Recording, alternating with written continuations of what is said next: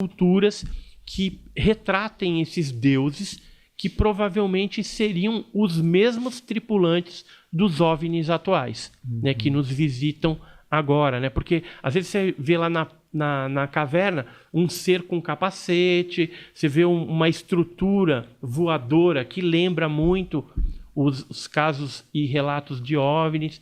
Então a gente tem isso que é estudado pela ufologia como UFO-arqueologia. Então seria a presença, a suposta presença dos OVNIs e tripulantes no passado da arqueologia, né? No estudo ali da arqueologia. Então tem muita coisa legal, catalogando isso, você consegue ver uma evolução tecnológica ou, na verdade, o tempo deles é meio diferente, assim, continua? É uma coisa que já... Porque, assim, eles eram tecnológicos para chegar aqui quando a gente era macaco, praticamente, entendeu?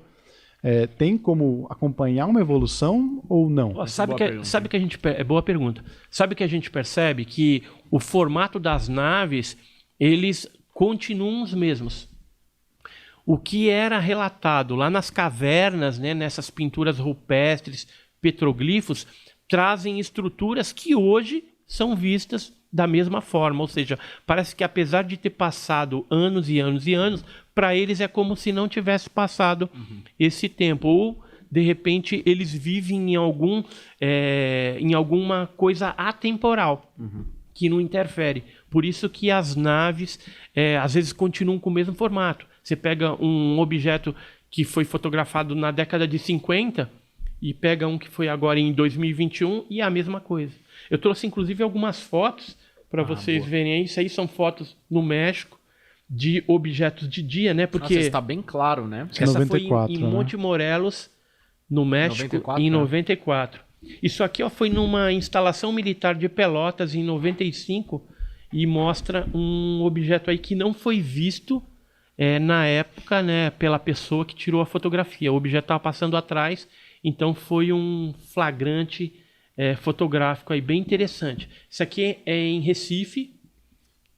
São todos... Você consegue mandar pra gente depois, pra gente Consigo. colocar na edição? Eu vou colocar na edição aqui, porque senão eu vou ficar mostrando sempre, vai ficar com a imagem sempre... Ó, tem essa aqui, Porto Rico também. Dá uma olhada, só para vocês terem uma ideia. Yungay, no Peru, Caralho, em essa é muito 67. Essa aqui já é em 1991, em Denver, no Colorado, Estados Unidos. Tem essa aqui em Vancouver, Canadá, na década de 80. E tem uma em Catânia, na Itália, em 1995. Qual que você falou que é muito nítida? Essa aqui? Essa aqui, ó. Nossa, essa é bem boa.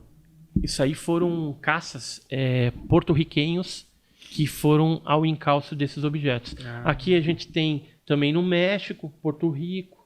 Nossa, legal demais. Fotos diurnas, né? Porque o pessoal fala, mas é luzinha que aparece.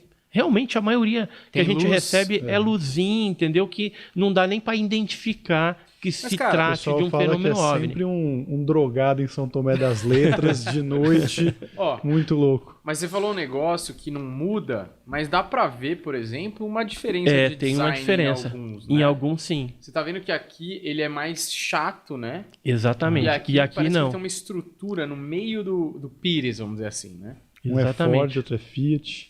Exato. Todo esse negócio. Essa aqui são fotos noturnas, ó. Então, geralmente, você vê a estrutura do disco com luzes, né? Ou aqui, ó, o ar ionizado em volta e o objeto dentro, com as janelas.